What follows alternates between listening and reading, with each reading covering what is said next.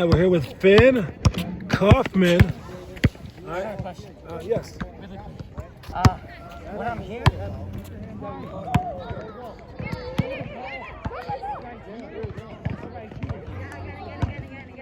think I know which one it is, but if I show it further out, it's a lot easier to make. Just put it in the basket. Someone's hands up there, hide it. All right.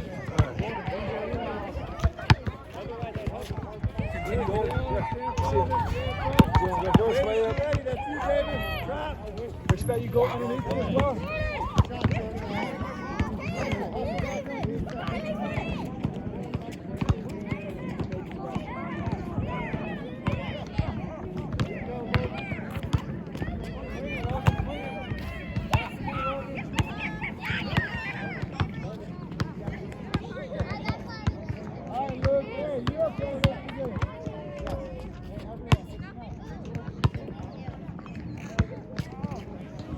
All right, so we're trying the reverse layups, and really make sure that you have the ball in two hands for the entire two-step process. All right, you can hide the ball on your shoulder. All right, and don't forget that we have another drill. I think they found it. Not quite. Oh, never mind. All right, so you want the ball here, and you're like this. And normally, again, we can go like this. We can 1, 2, right? And do like our layups. But for this one, we go here and hide it for those two steps. All right, there should be no excuse if we're able to go like this and then take dribble out, step out like that, follow that arm movement with two hands on the ball. It should be very, very easy to just hold it here for a second. But what you're doing right now is going here. As soon as you touch it, you're shooting almost right away. So it should be a long two steps.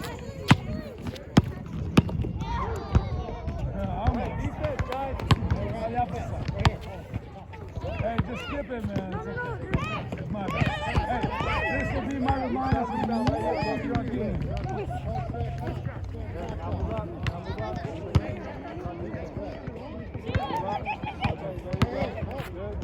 That was good. It's weird. Like pulling across the body of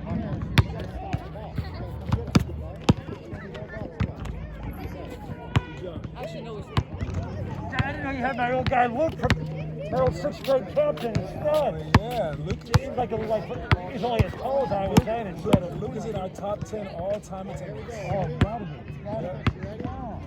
be. He even has a drill named after him.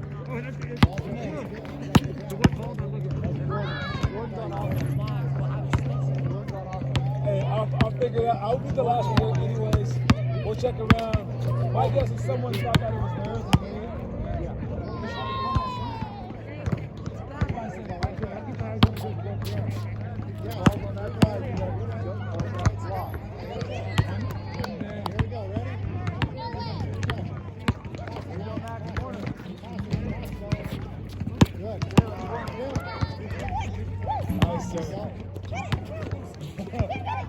Oh, I'm sorry. Oh, you even said that. He's trapping me. He's the wing. He's getting broken. Come on, Colby. You're over here, Colby.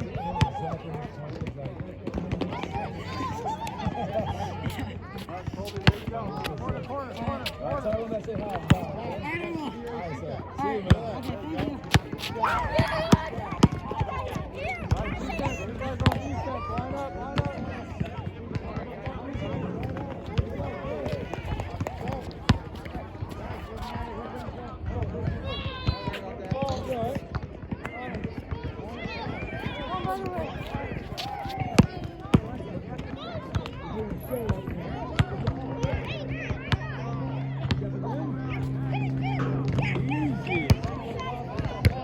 You'll be dunking before it happens. I see it. Is Gavin coming yet? No. Here he comes. All right, see you, John. Give him a month.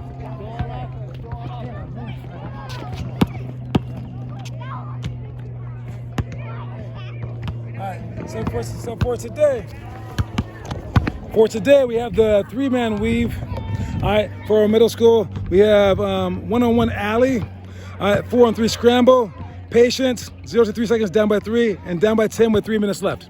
All right, We're gonna go over those things slowly. All right, and for the weave drill, it's mostly just passing and timing and things like that. So we really can't do that with just one person. So we'll skip that one. But know that we want to sprint on those. For one-on-one alley, we're gonna have them do the actual dribble portion of it. Okay. So show me one-on-one, and we're gonna go with the diagonal dribble. We'll go from the lane line to the sideline. So start on the baseline. There's a lot of lines I'm talking about here. Lane line to sideline. Every time that you go, you're gonna turn and switch directions to go that way. So dribble the ball low and protect it. Cross over, dribble left hand. Have you ever seen a diagonal person dribble up with defense on them and they go back and forth, or no? Oh, yeah. So do it. Now, it's not gonna be that easy. You should probably cross between your legs, behind your back, or a spin move. All right. Change speed, change hands, change direction. Lower though, lower. And remember, no one's guarding you right now. Dribble the ball low.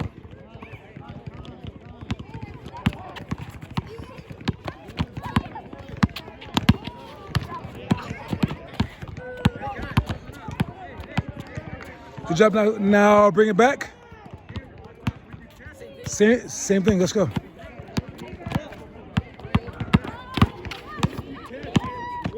Now let's pretend like somebody is like someone really good is guarding you.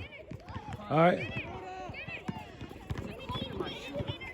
All right. You'll figure it out in a second. All right. So now you're gonna go slowly up the court. All right. Slowly up the court, but you want to dribble, I would say, below your cap. All right. Take your time. Dribble below your cap, and you can change speed and direction. You can. How about you take your shoe off real quick and just bump it out. Go ahead. Hurry up. And I'll put the camera on these kids. All right, Brady, you know what you're doing down there? Ball goes in the corner. You got it? Ball goes in the corner. Oh, okay. Ball goes Your soul was snatched from your body. there. You're down here. You're in the backside rebound. Okay. Soul's a very religious topic. We don't try to do that on camera. All right. Dribble low and protect it. Let's go. Lower. You're not crossing over in the front. Now stop. You're missing one key component. You're going to dribble the ball with a wider stance. Why? So you can protect the ball. Basically, you're saying, get off me. All right. Try it again. So am I sliding? Not really sliding. Just stepping.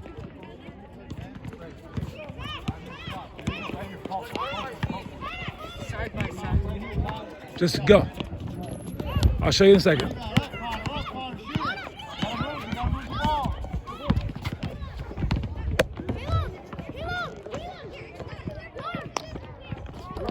Rebound. Shoot it. Win, that's your rebound on that weak side.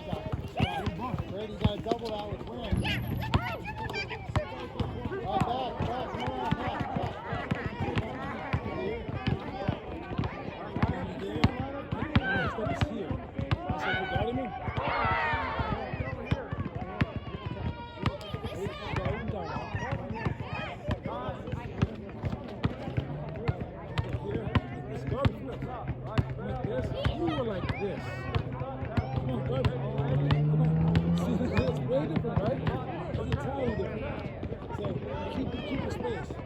Just go slow. Stay in the box. You're not trying to get back. Get set up. Right, Ty, you're on the swing. You're on top. Step the knees. Brady, you're underneath. Go. All right, here we go. Head up. See the court. Move the ball. Up and down. Pass it. That's you, Win. That's you. That's your rebound. That's you. Hands up, Matthew. Hands up. Hands up. Shot. Back on B. Back on B. All right. Now we got 4-on-3 scramble. All right, 4-on-3 scramble is also something impossible to do with one person. All right. We could replicate it, but I would think that the best example of this is probably for communication reasons.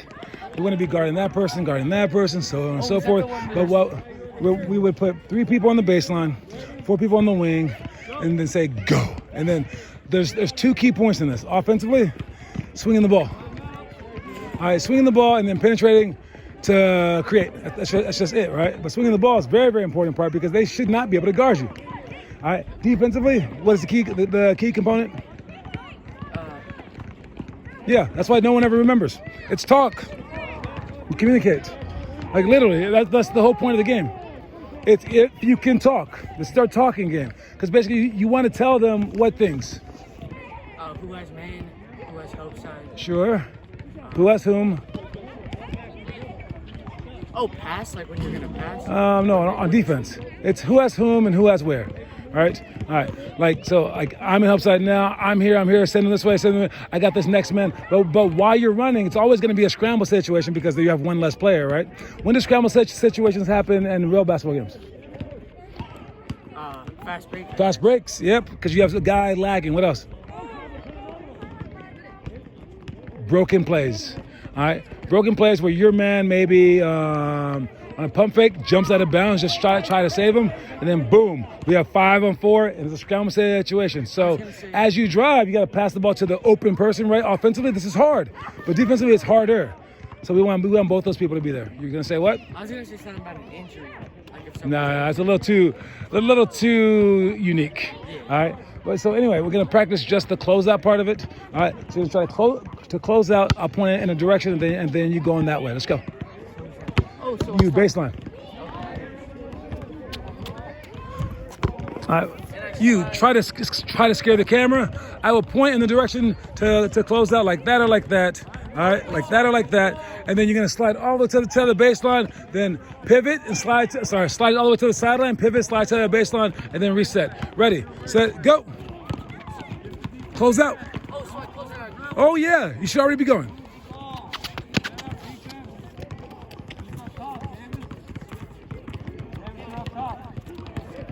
So you take big steps, and then the last few are small steps. Don't let me get around you. Ready, let's go. You need your hands up on that closeout. Ready? Close out to the ball. Close out to the ball. All right. Hands up on the closeout. All right, so that you can what? Contest the shot, possibly. But what else? Stop a pass. Yeah, deflect. Let's go.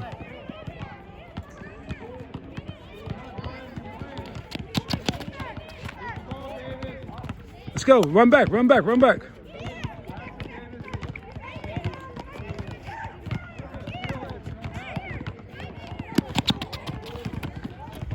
When you close out, you're running, your hand should be by your side. As you're stutter stepping, you get it up. Ready? Let's go.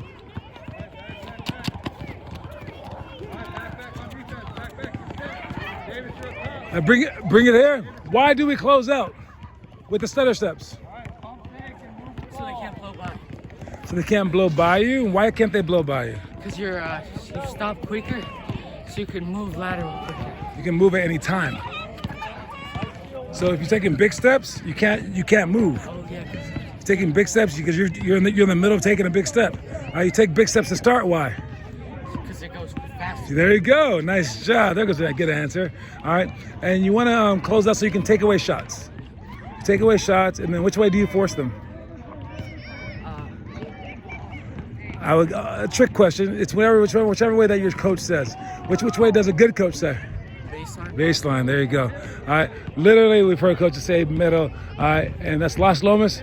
So if you play against Las Lomas, they are trying to force you middle.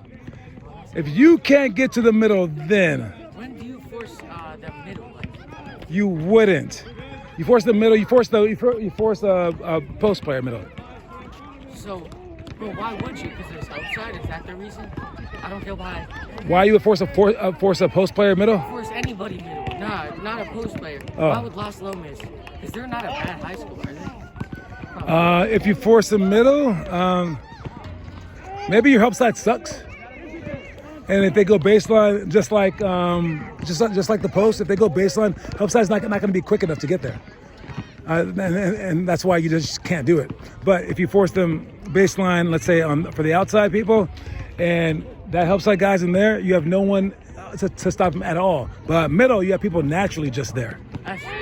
So it's like better than nothing. Well, so you're planning to have bad hopes on this. Basically, that's what I think. Now I've been on one force middle team, but it was when I was in 7th grade.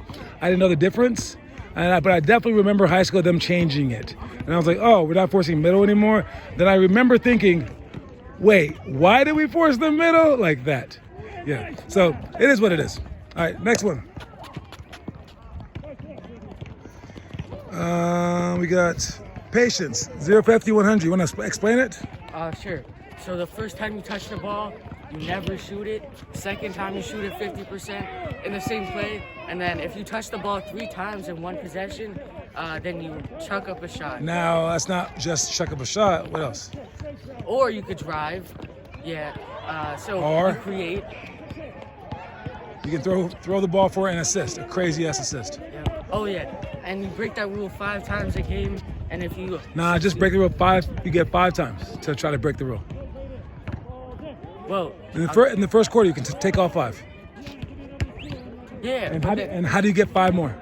Oh, if you do 3 or 10, if you succeed 3 out of 5 times or more, and you get 5 more. So you can do that the first 5 plays. I don't care. All right, but if you go two for 5, then you get no more chances to break that rule. Now, the lady came up to me, Lori Chan. Her son Jake Chan was in my program, and he was a for all intents and purposes a stupid point guard. All right, he was messing up, doing things like that, and I was like, dude. So I told him the 0, 50, 100 rule, but I told him that's just a rule of thumb. You're not supposed to actually do it, right? And I was like, you need to like be like that kind of point guard because he was a good scorer, but he would do it at the wrong time. So anyways, I thought I got across to him because one game at Soldier Town, we beat a really good team, and we won because of him. And I was like, whoa, hey, Jake, everything I said, forget about it. You did a great job this game. Great, you didn't even need my little thing. That was awesome. That's how you do it. That's how you play, man. And then he looked at me with almost his head down and goes, I was using the thing.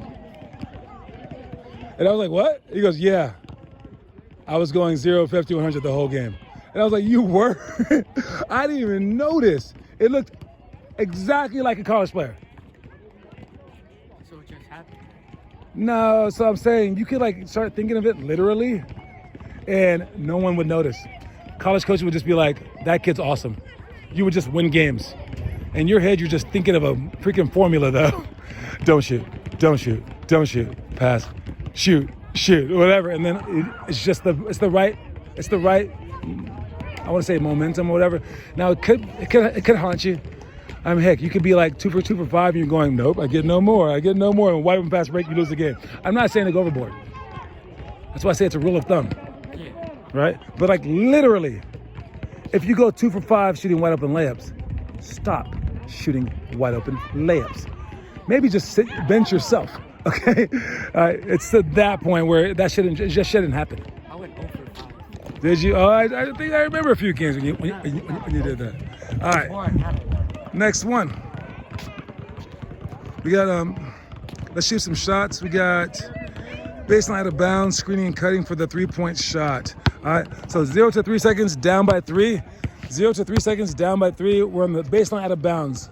What are we trying to do? So we have 2 seconds, down by 3, baseline out of bounds. Come on, this isn't that hard. Obviously trying to shoot a 3. We need a 3-pointer, dude, but how are we going to get it? Just run out there and just throw it high? We set a good screen. You set a screen. We set a really good screen. There's no way you're going to get 2 passes off in this time. So you got to set a good screen for a good shooter, and then you come sprinting off that thing and shooting. We're going to practice that right this second. All right, we'll go that way with it.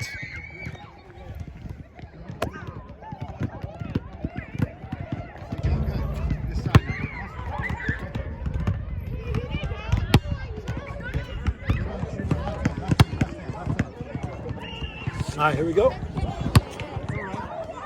Let's go with right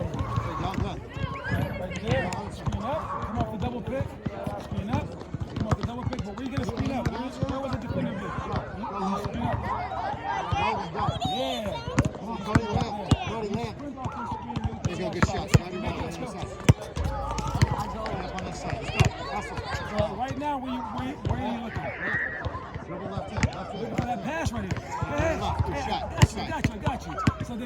goes where? Go. He steps a step down. Go, Cody. Now he has to catch up to you. Or if he's a back hook for you, maybe. Take his eyes away from you. Who's out? Anybody else out? Looking for the ball. Looking for sell this. Yeah, ball. Hold the left. Hold the left. Ball. Shot. Good. Nice. Go, Cody. You're up, Cody. You out? Right here, do a left. Other side now. Ball. Are you out, Max? Shoot a left. Hold up. Go left. Good. Go, Win. I'll watch it. Whoa.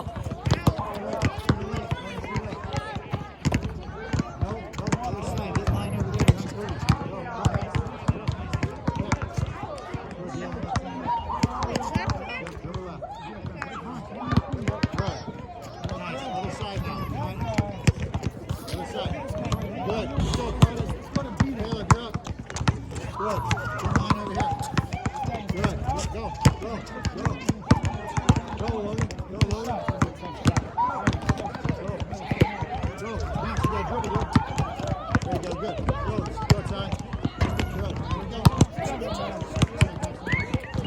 Also just slow.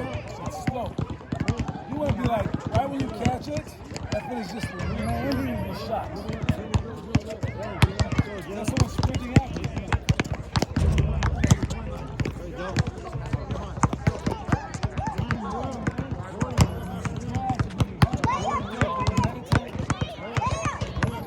I'm not saying it's going to go in. I'm saying it's going to get off.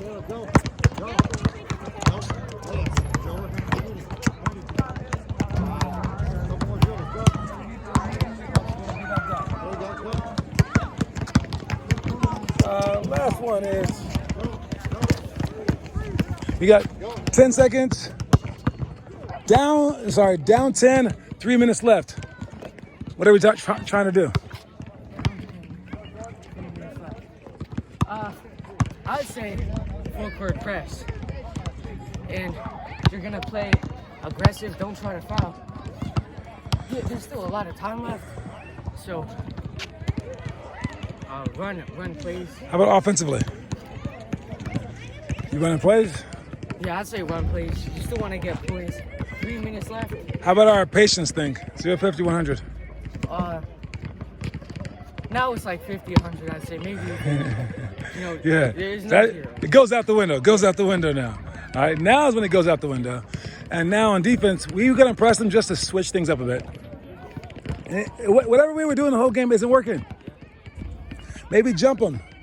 Randomly double team. You get them to do something stupid, because look at it the other way.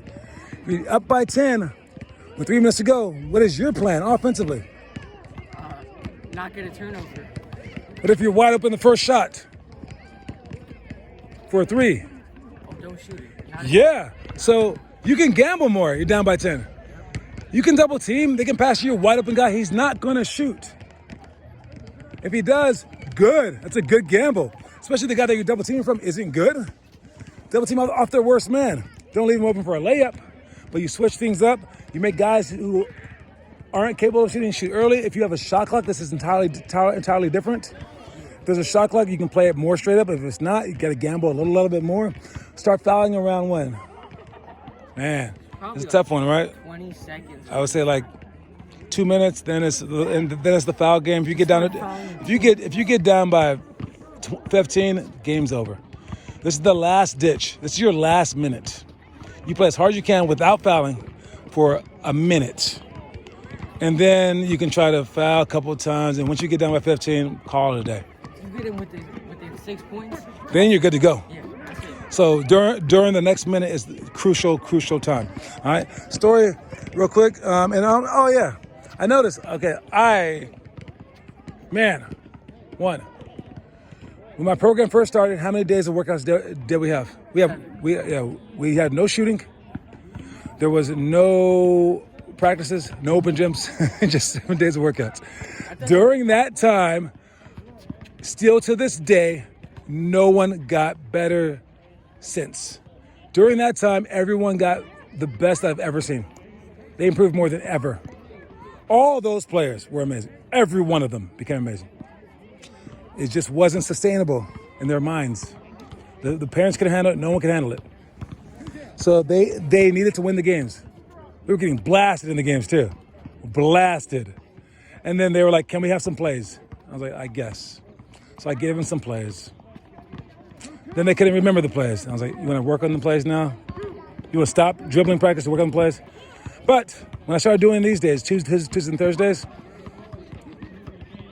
I was like, no one's going to get any better doing these as an individual. But I loved it. Why'd I love it? I love basketball. That's why. I love the intricacies. And it's these intricacies, if you can learn them, you'll be great. But these are harder than the freaking layups that I'm asking you to shoot. These are harder than the threes. These are extremely hard. If you can learn this, these are valuable. I just thought maybe you guys weren't capable of learning them.